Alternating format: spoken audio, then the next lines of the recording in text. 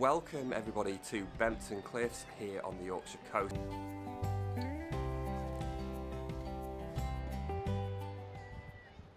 Just walked over from the visitor centre to the left, and it's like the first viewpoint you come to. I've forgotten what it's called, I could have a look in a minute. And there's a bit of a rocky outcrop, and there's some gannets sat on there, and there's a few gannets coming in, flying in, and they are just hanging to perfection. So they're just flying in towards the wind, hanging, absolutely beautiful. So there's some potential there, some really nice flight shots. And then also down here as well, we have got, razorbills. Yeah, I was checking if there was any guillemots. They're all razorbills.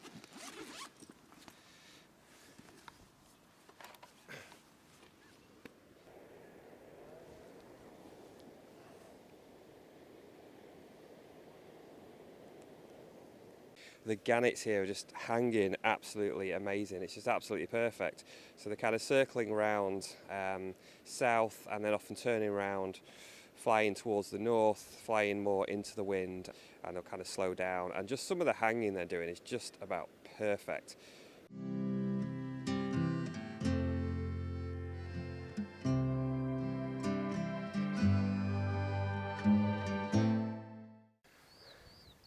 The skylark. Another beautiful sound here. You get a lot of skylarks. So I've stopped here. Something that I was hoping I would see. And just on this stretch I could see a lot of gannets coming in and hanging and hovering. Looked like a bit of a gathering for some reason. And what it is, they're collecting grass. So they're collecting grass just here right behind me on this slope. So I'm going to put in a little bit of time here. Going to get the tripod out.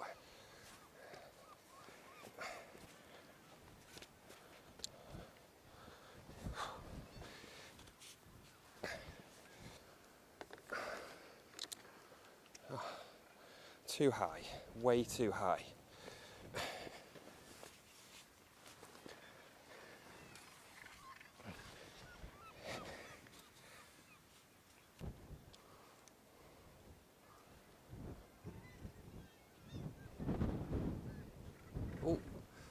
Oh, I just missed that one coming in.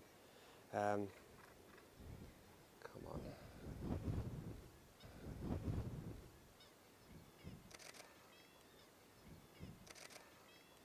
Oh, that was beautiful. The light on that looked, oh, that's nice, really nice.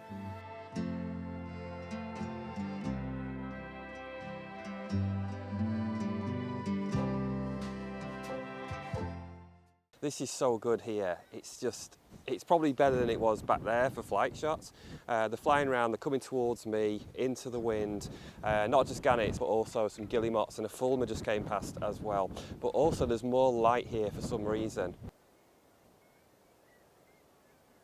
Oh, that's fantastic. I'm gonna miss it. Oh my goodness. Oh, get it. Just hanging to perfection. Superb, superb.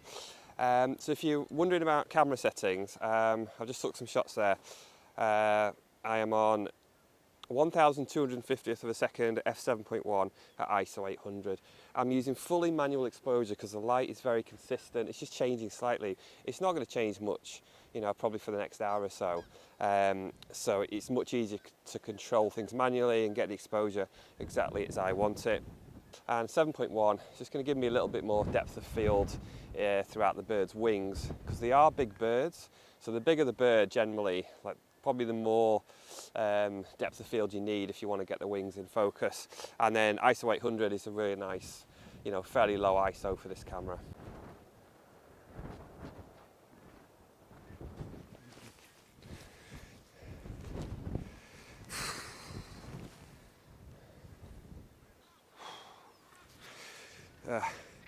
Windswept is probably the word I'd use. That's better.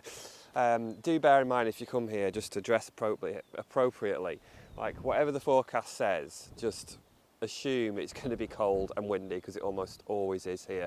I mean, it's probably about 13 degrees today, and a couple of miles that way is blue sky. It's really quite warm, but up here on the cliff tops, it's going to be very, very different. And I've lost a glove as well, so I've got one glove, so I don't see the point of putting one glove on, because I feel like I'm pretending to be Michael Jackson or something. So I'll just do without. Oh, I don't want to get too excited, but we suddenly have a little bit of blue. So it's still very, very cloudy, but that little bit of blue can just make all the difference. Just a little bit of light coming through and that blue just looking out to the ocean. Oh wow, that was something special then. This gannet just got some nesting material, got some grass, and then it came up and it hovered, it went back down, and I thought, I've just got to get a couple of shots. It went down kind of below the top of the grass, but then it came back up again. And I just stuck with it, thought, oh, got more chances than I expected. Stuck with it, it was kind of hovering, just moving up and down. I just kept firing, and they look gorgeous. They look, oh, absolutely beautiful.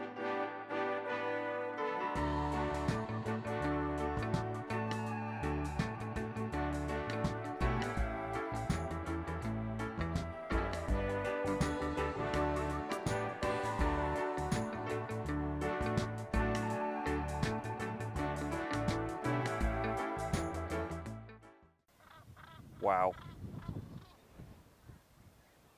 He's getting some grass. Now I was going to say, it's definitely nice to have some light, like a little bit of sunlight can be fantastic on these birds, on these gannets, but honestly sometimes it's just easier to have sort of cloudy conditions like this. It's easier to control exposure, particularly the whites don't blow out as easily, and the backgrounds can look really nice as well. So I think if it's kind of a day like this where it's cloudy but just sometimes it's a little bit brighter, I think that's ideal really.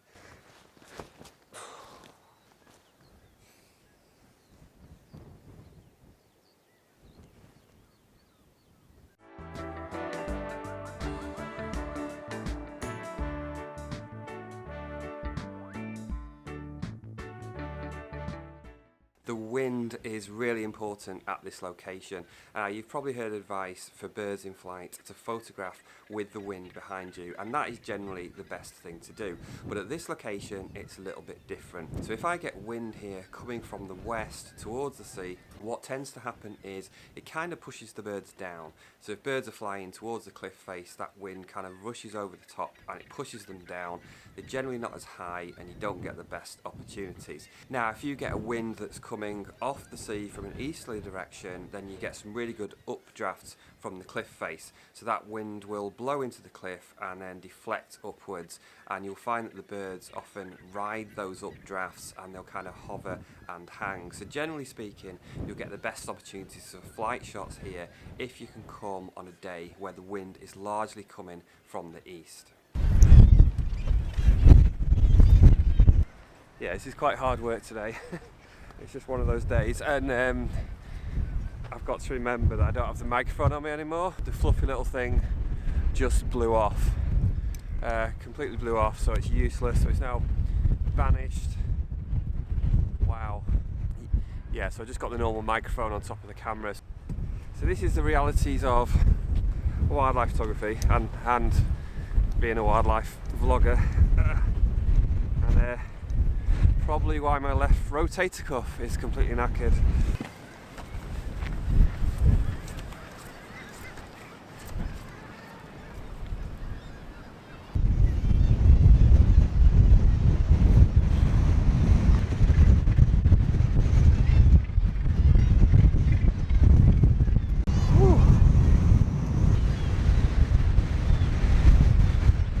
It is so windy here, particularly at this location.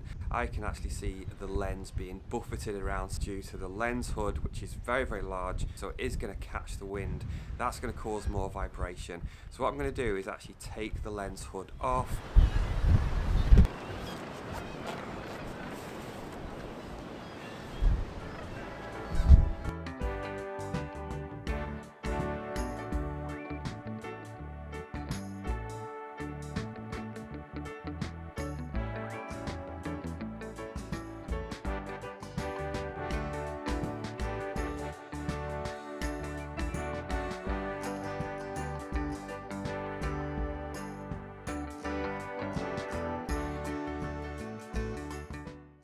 So as well as being kind of windier here, the wind's really got up. I think I'm in a more exposed place here. The light's just got really quite bad. It looks, you can probably tell it looks really grubby. The light's just not inspiring. It looks really, really different actually when I'm tracking the birds and in the pictures. This wind's got a bit crazy. Oh man, I need a break from that wind. After a while, it just tears you out. See? It just wears you out after a while. Just the constant wind, constant buffeting. Need a little break. One coming in. Oh, I was a little bit slow on that, but. And again here, just absolutely superb, the way they're just coming around this bend and they're coming up and they're hanging, they're hovering. There's one right now. Oh.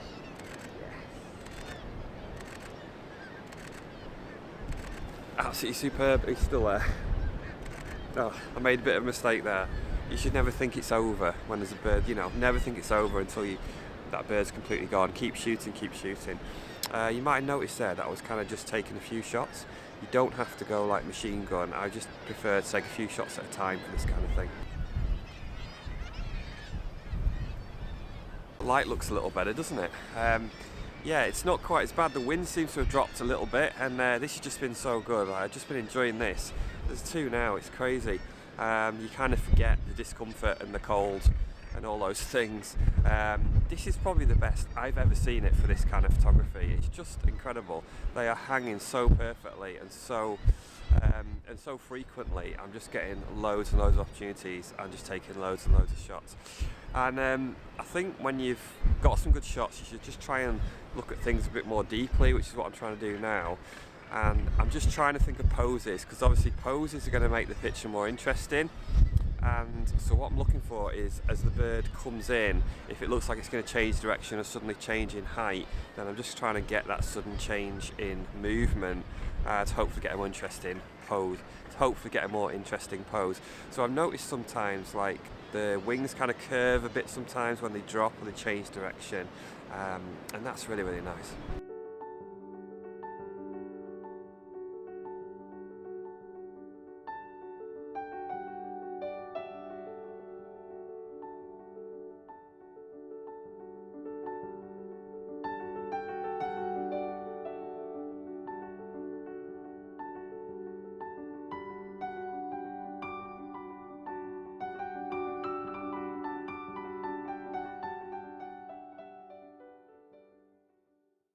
So there's just a little bit of brightness up there, just sort of past this cliff top. I'm just wondering whether that's going to materialise into something, but I don't know. At this point we're getting closer towards sunset, and it was around now that the light suddenly began to change. The sun just managed to poke through enough just to give that little bit of extra colour and providing really nice soft backlighting against that cliff face. That weak low sun began to cast its colour across the ocean, an amazing backdrop for my photos. Now a lot of the gannets were doing some good flybys here, so I did my best to track various gannets across the sea, and also sometimes trying to get the rocks and that surf in the background as well. And also it made for some nice silhouettes. This is where I really started to enjoy the creative aspect of my photography today, and I started taking pictures that I felt just had a lot more substance.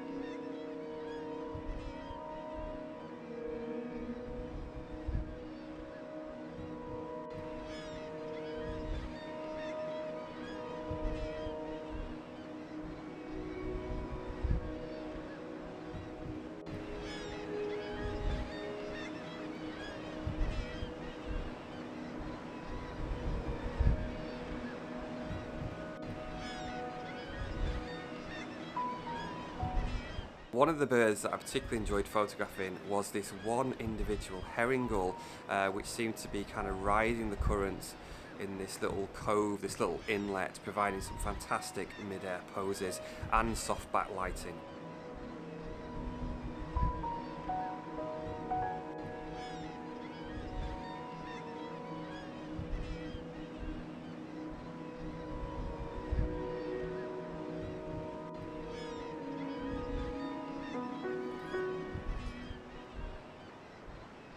And one of the great things here as well is to photograph the kittiwakes. They seem to do something similar where they almost seem to spin round in like these eddies, these currents of wind, and that's what they were doing here today. So I spent a bit of time trying to photograph that.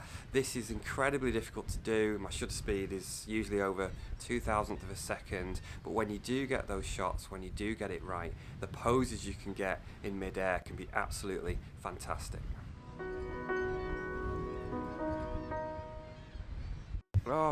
Oh my word. Wow, okay, I think I've had enough. Right, I hope you enjoyed this video and picked up some tips. Judging by the cloud in that direction, I think it might be time for me to go. And I'm going to put a link up on the screen to another video that I did a while ago, which you might find interesting. If you're not subscribed, do click on subscribe and give me a like, that really helps. And any comments, any shares, massively appreciated to help keep growing my channel. Thanks for watching, I'll see you next time. My hair's going to be crazy for the entire video, isn't it? The sights, the sounds of the seabirds and the smells as well, which is the one thing you can't pick on camera. It's fishy. And probably why my left rotator cuff is completely knackered.